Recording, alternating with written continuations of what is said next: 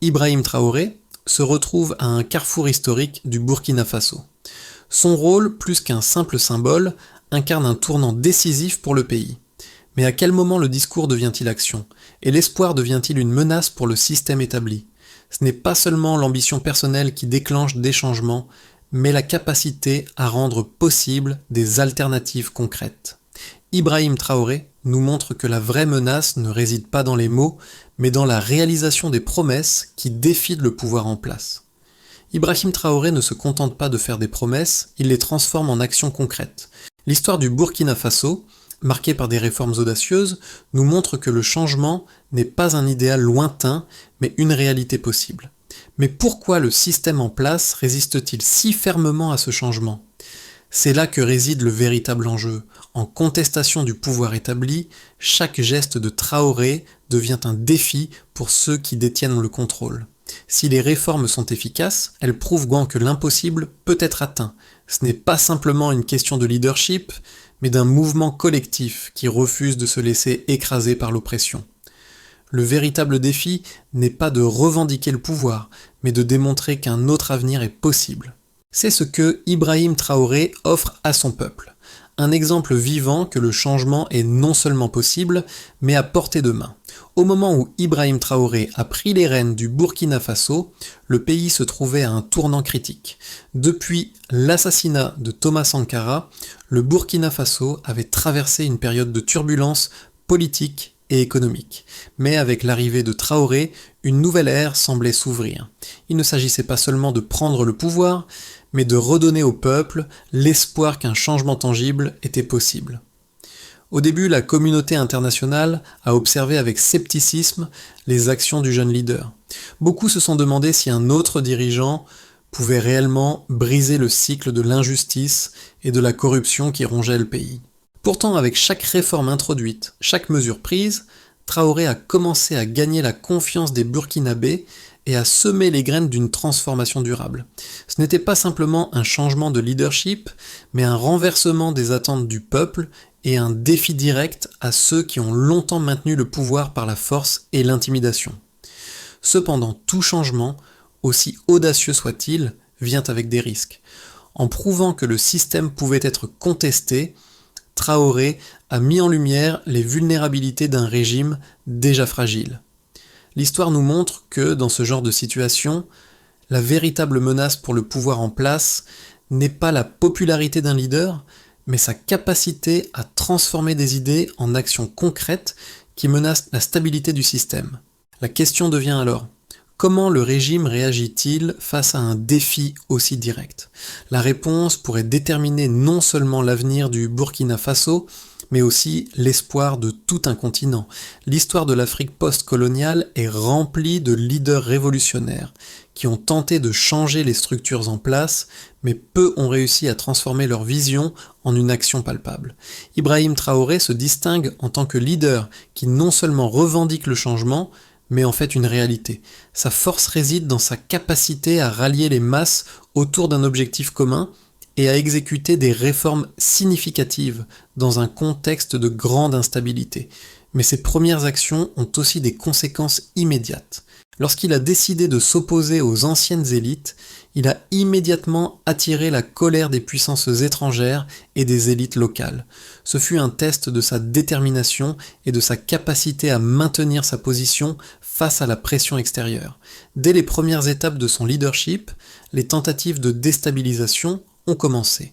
Mais les Burkinabés, fatigués de la corruption et des promesses non tenues des gouvernements précédents, ont vu en lui un espoir. Leur soutien a été essentiel pour le succès initial des réformes de Traoré, car il a démontré qu'un changement radical était non seulement nécessaire, mais possible.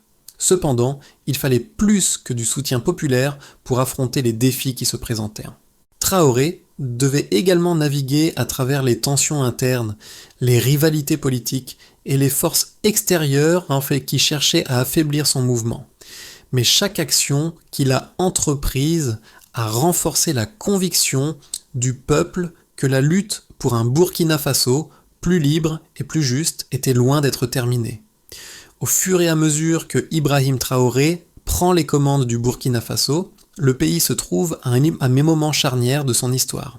L'héritage de Thomas Sankara, bien que profondément ancré dans la conscience populaire, laisse place à de nouvelles dynamiques sous la direction de Traoré. Les premières réformes qu'il met en place sont audacieuses et prennent forme rapidement, bien qu'elles n'aient pas été sans provoquer des remous parmi les anciens pouvoirs en place. Les autorités politiques, économiques et militaires qui avaient profité du système précédent commencent à voir leur pouvoir et leurs privilèges menacés. À l'intérieur du pays, Traoré suscite l'espoir chez de nombreux Burkinabés qui ont vu leurs conditions de vie se dégrader sous les régimes précédents. En revanche, dans les cercles du pouvoir traditionnel et chez certains de ses anciens alliés, ces actions sont perçues comme une menace. Le contraste est net. Pour une partie du pays, Traoré est un héros, un homme de changement. Pour l'autre, il est une figure à abattre, un ennemi du système établi. En parallèle, les pressions internationales commencent à se faire sentir. Alors que l'Union européenne et la France en particulier expriment leurs préoccupations concernant les réformes de Traoré et les nouvelles politiques économiques qu'il met en œuvre, le président du Burkina Faso fait face à un dilemme majeur. Conserver le soutien populaire tout en équilibrant les relations diplomatiques. Ce n'est pas un hasard si ces actions en matière de réformes économiques, qui touchent de près à l'exploitation des ressources naturelles et à la redistribution des richesses, attirent des critiques de la part de pays étrangers qui voient leur influence économique se réduire. Le pays fait face à des sanctions économiques et à des tensions diplomatiques avec certains de ses partenaires traditionnels, mais Traoré, soutenu par la population, continue à avancer. À l'intérieur du pays, les efforts de Traoré se concentrent sur la mise en place de réformes structurelles dans plusieurs secteurs clés, y compris l'agriculture, la santé et l'éducation. Ces secteurs sont au cœur des préoccupations des citoyens burkinabés et leur soutien au leader dépend de sa capacité à livrer des résultats tangibles. Les premières mesures mises en place, telles que l'amélioration des infrastructures rurales et la réduction des coûts de soins de santé pour les familles les plus vulnérables, commencent à montrer des résultats positifs. Toutefois, ces réformes rapides et sans compromis ne sont pas sans générer de nouvelles tensions à l'intérieur du gouvernement. Certains membres du cabinet, qui ne partagent pas la même vision que le président, commencent à se manifester ouvertement. De plus, les forces militaires, traditionnelles détentrices d'un pouvoir considérable dans le pays, n'hésitent pas à exprimer leur mécontentement. Une série de manifestations et de protestations éclatent dans plusieurs grandes villes où les citoyens expriment leur frustration face aux mesures qui affectent les anciennes structures économiques. Le test décisif pour Traoré survient lorsque des groupes d'opposition commencent à s'organiser de manière plus structurée. Ces groupes, soutenus par des intérêts politiques et économiques internes, mais aussi par des puissances extérieures qui cherchent à rétablir leur influence, menacent directement son pouvoir. Mais au lieu de céder à la pression, Traoré fait preuve de résilience, notamment en renforçant ses alliances avec la population locale et en s'attaquant aux racines de la corruption qui minait le pays. Tout en gardant son discours axé sur le progrès et le développement national, il continue à réformer en profondeur les institutions gouvernementales pour garantir la transparence et lutter contre l'influence des élites corruptes. Mais la question qui demeure est de savoir si ces réformes pourront réellement durer dans un environnement politique aussi turbulent. Les défis de Traoré ne font que commencer, et l'avenir du Burkina Faso dépendra de sa capacité à naviguer dans un paysage où les forces internes et externes cherchent constamment à le déstabiliser. Les premières réformes entreprises par Ibrahim Traoré ont commencé à porter leurs fruits, mais il a dû faire face à des défis importants. Sur le plan économique, les résultats étaient dits visibles mais mesurés. En 2023, le taux de croissance du PIB du Burkina Faso a augmenté de 4,2%, une première étape vers la relance après des années de stagnation. Cette hausse était principalement due aux réformes dans le secteur agricole qui ont permis une meilleure gestion des ressources naturelles et une augmentation des rendements agricoles. L'amélioration de l'infrastructure rurale a également facilité l'accès au marché pour les producteurs, augmentant ainsi les revenus dans les régions rurales. Cependant, ces résultats ont été partiellement obscurcis par les difficultés liées à la mise en œuvre des réformes dans le secteur minier. Le Burkina Faso, riche en ressources naturelles, a dû faire face à des pressions externes, en particulier de la part des entreprises internationales, pour maintenir des politiques favorables à l'exploitation minière. En matière de santé, les réformes ont permis une baisse de la mortalité infantile de 5% grâce à des programmes de santé publique renforcés, notamment dans les zones rurales. Les campagnes de vaccination ont couvert un pourcentage plus large de la population, réduisant les épidémies de maladies infectieuses. Cependant, bien que ces résultats aient été salués par la communauté internationale, des défis demeuraient en matière de financement durable et de gestion des ressources dans le système de santé. Le secteur de l'éducation a également bénéficié d'une augmentation de l'investissement public. Le taux de scolarisation des enfants dans les zones rurales a augmenté de 8% grâce à la construction de nouvelles écoles et à l'amélioration de l'accès à l'éducation pour les filles. Mais le manque de formateurs qualifiés et de ressources pédagogiques dans certaines régions a limité l'efficacité de ces réformes. Le secteur de la justice, en revanche, a été l'un des plus difficiles à réformer. Bien que des efforts aient été faits pour lutter contre la corruption et renforcer l'indépendance de la justice, les résultats sont restés modestes. Selon les rapports du gouvernement, seulement 35% des affaires de corruption traitées au niveau local ont abouti à des condamnations, ce qui montre les lacunes dans l'application des réformes.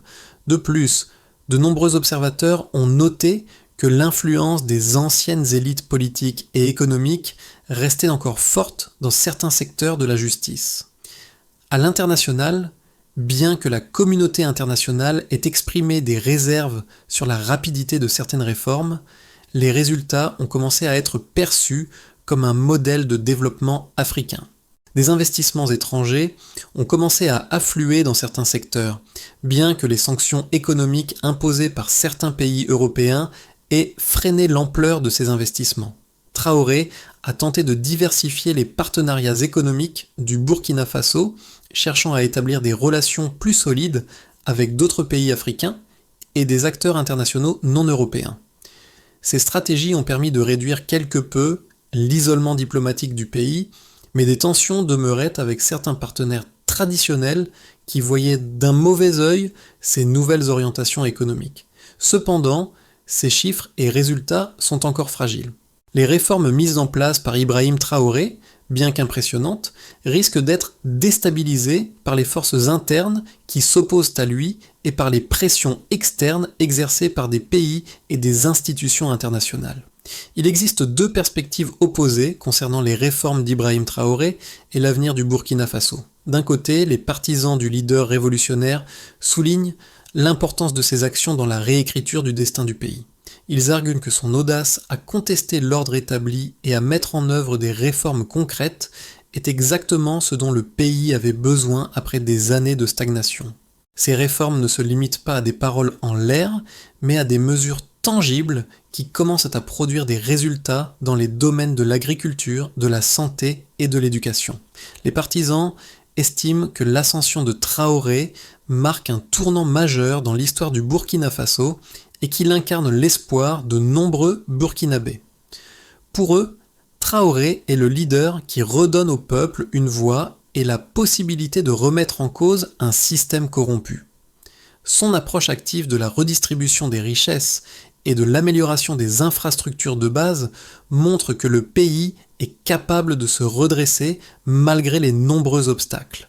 Cependant, cette vision est loin d'être partagée par tous. Les détracteurs de Traoré critiquent son autoritarisme grandissant et son penchant pour la centralisation du pouvoir. Pour eux, l'absence de processus démocratique transparent pourrait nuire à la durabilité des réformes. Ils affirment que, bien que certaines mesures aient montré des résultats positifs à court terme, elles risquent de devenir fragiles à long terme sans la création de structures solides et décentralisées pour en garantir l'application. Selon ses opposants, le point central est que le pouvoir excessif d'un seul homme crée une vulnérabilité, car il repose trop sur la personnalité de Traoré et non sur des institutions indépendantes et résilientes. Cette critique met en lumière la fragilité potentielle des réformes, car un changement de leadership ou une pression externe pourrait remettre en cause tout le processus. En outre, certains observateurs estiment que, même si Traoré a réussi à galvaniser une grande partie de la population, il reste à voir si ces réformes peuvent réellement être mises en œuvre de manière durable. L'un des principaux défis auxquels il fait face est la gestion des conflits internes au sein de son gouvernement et de l'armée, ainsi que la nécessité de maintenir un équilibre délicat entre ses engagements populistes et les exigences du développement économique à long terme.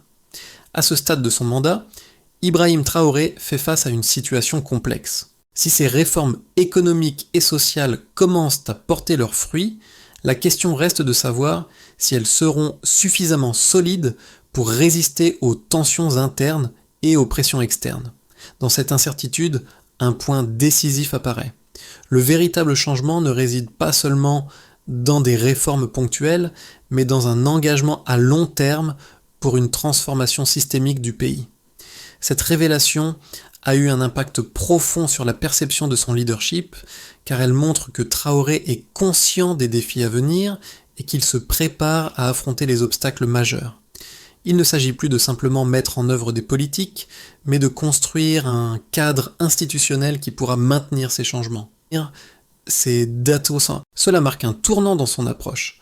Traoré commence à s'intéresser davantage à la construction d'institutions durables qui soutiendront le changement à long terme, tout en travaillant à impliquer une plus grande partie de la population dans le processus politique. Cependant, cette prise de conscience n'est pas sans risque. En renforçant ses engagements institutionnels, Traoré risque d'attirer l'attention accrue de ses opposants, qui pourraient exploiter toute faiblesse dans le système pour contester sa légitimité. Les premières réformes de Traoré commencent à porter leurs fruits dans plusieurs domaines clés du Burkina Faso. Mais les résultats réels sont plus nuancés que ce qui semblait être une promesse de changement immédiat. Sur le plan économique, les investissements dans les infrastructures ont permis de créer des emplois et de stimuler la production locale. Les investissements dans le secteur agricole ont commencé à porter leurs fruits avec une augmentation notable des rendements dans certaines régions rurales, ce qui a permis de réduire la pauvreté et de renforcer l'autosuffisance alimentaire. Cependant, la modernisation de l'économie s'accompagne d'un ensemble de défis. La résistance des anciennes élites, notamment dans le secteur minier, a créé des tensions internes. De plus, les sanctions économiques imposées par certains pays européens ont commencé à se faire sentir. Bien que Traoré ait cherché à diversifier ses partenariats économiques avec d'autres pays africains et des acteurs internationaux en dehors de l'Occident, les effets de ces sanctions ont ralenti la vitesse des réformes et créé des tensions diplomatiques. Dans le secteur de la santé, les progrès sont également visibles, mais le système reste sous pression. Les investissements dans les soins de santé primaires ont réduit les taux de mortalité infantile, mais les conditions dans certaines régions reculées demeurent problématiques en raison du manque de personnel qualifié et de ressources. La qualité des soins dans ces zones dépend largement des politiques mises en place pour soutenir ces régions. Le secteur de l'éducation a bénéficié d'une augmentation du budget, permettant de construire de nouvelles écoles et d'améliorer l'accès à l'éducation, en particulier pour les filles dans les zones rurales. Mais des défis demeurent concernant l'égalité d'accès à l'éducation dans les régions les plus isolées et la qualité de l'enseignement. Cependant, le plus grand défi auquel Traoré doit faire face est la gestion de la stabilité politique interne. Si ces réformes ont gagné un soutien populaire au départ, les tensions au sein du gouvernement et de l'armée deviennent de plus en plus évidentes.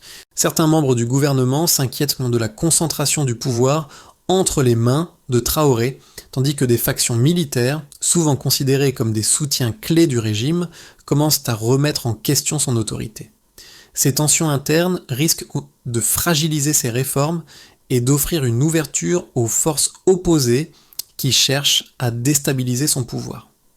À l'échelle internationale, la situation reste complexe. Si le Burkina Faso a gagné le soutien de certains pays africains, il fait face à un isolement diplomatique croissant de la part de ses anciens alliés européens.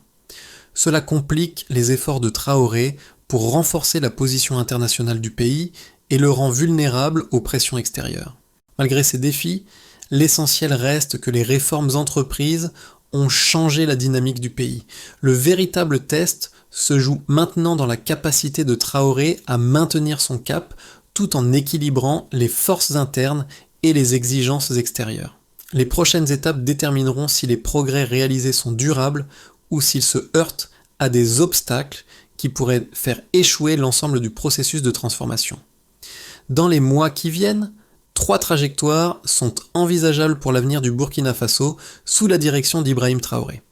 La première trajectoire, la plus favorable, repose sur l'idée que les réformes de Traoré continuent de porter leurs fruits, entraînant une amélioration constante de la situation économique et sociale du pays. Dans ce trajectoire, Traoré parvient à maintenir l'unité nationale, à renforcer les institutions et à faire face aux défis internes et externes de manière efficace. L'économie continue de croître, les projets d'infrastructures se développent et l'accès à l'éducation et aux soins de santé s'améliore pour une large portion de la population. À l'échelle internationale, Traoré réussit à établir des partenariats plus solides avec d'autres pays africains, tout en négociant de manière habile avec les puissances étrangères pour éviter l'isolement diplomatique. Le soutien populaire reste fort, et le pays semble sur la voie de la prospérité durable. La deuxième trajectoire, plus préoccupante, envisage une intensification des tensions internes et externes. Bien que les réformes continuent d'être mises en œuvre, les résistances internes deviennent plus organisées. Des factions au sein du gouvernement, des militaires et des élites économiques commencent à s'opposer plus activement à Traoré, menaçant ainsi la stabilité politique du pays. Les manifestations et les conflits internes deviennent plus fréquents et la gestion du pays devient de plus en plus complexe. Les pressions extérieures, notamment des sanctions économiques et des critiques internationales croissantes, exacerbent les difficultés de Traoré, limitant ses marges de manœuvre. Ce trajectoire pourrait entraîner un ralentissement du développement économique et des tensions diplomatiques, mettant à l'épreuve la résilience du gouvernement. Enfin, la trajectoire la plus sombre serait un retour à l'instabilité politique et d'un renversement du processus de réforme. Dans ce cas, les forces opposées à Traoré réussissent à prendre le dessus, que ce soit par un coup d'État, une rébellion interne ou une pression extérieure trop forte. Ce renversement pourrait se produire si les tensions internes deviennent incontrôlables et que l'armée, les élites politiques ou d'autres acteurs puissants prennent des mesures pour déstabiliser le régime. Dans ce trajectoire, les réformes entreprises par Traoré seraient annulées et le pays plongerait dans un cycle de violence et de répression, détruisant tout espoir de changement durable. Chacune de ces trajectoires dépendra de la capacité de Traoré à naviguer à travers ces turbulences et à maintenir le soutien populaire tout en gérant les défis internes et externes. Son avenir, ainsi que celui du Burkina Faso, sera déterminé par sa capacité à renforcer les institutions, à trouver un équilibre entre les différentes forces du pays et à garantir la stabilité politique et économique à long terme. L'histoire de l'évolution du Burkina Faso sous Ibrahim Traoré n'est pas seulement celle d'un pays, mais celle d'un peuple qui cherche à se réapproprier son destin. Chaque réforme, chaque changement introduit par Traoré est une étape vers un avenir où la justice, l'égalité et la dignité humaine ne sont pas de simples idéaux, mais des réalités concrètes. Cette lutte pour un Burkina Faso meilleur est une leçon pour nous tous. Peu importe où nous vivons, nous pouvons tous nous retrouver dans le désir de changer nos sociétés pour qu'elles soient plus équitables, plus justes et plus solidaires. Mais ce n'est pas suffisant de regarder de loin et d'admirer un mouvement, aussi inspirant soit-il. Le changement véritable vient de l'engagement de chaque individu à jouer un rôle actif dans son environnement. L'exemple de Traoré nous rappelle que le vrai pouvoir n'est pas seulement dans les mains d'un leader, mais dans la force collective d'un peuple unifié. Ce sont les actions des citoyens, leur volonté de participer à la transformation qui font la différence. Nous, en tant qu'observateurs et participants à ce processus global de changement, avons une responsabilité. Si nous pouvons tirer une leçon de l'histoire de Traoré, c'est celle de l'importance d'oser remettre en question le statu quo, de s'impliquer activement et de croire qu'un changement durable est possible. Nous devons comprendre que notre participation à la transformation de notre société est essentielle.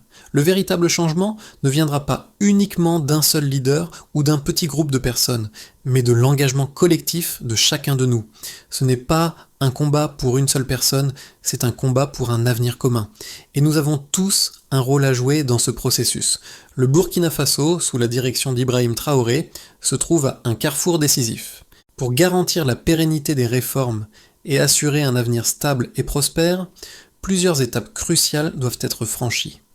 D'abord, il s'agit de renforcer les institutions politiques du pays.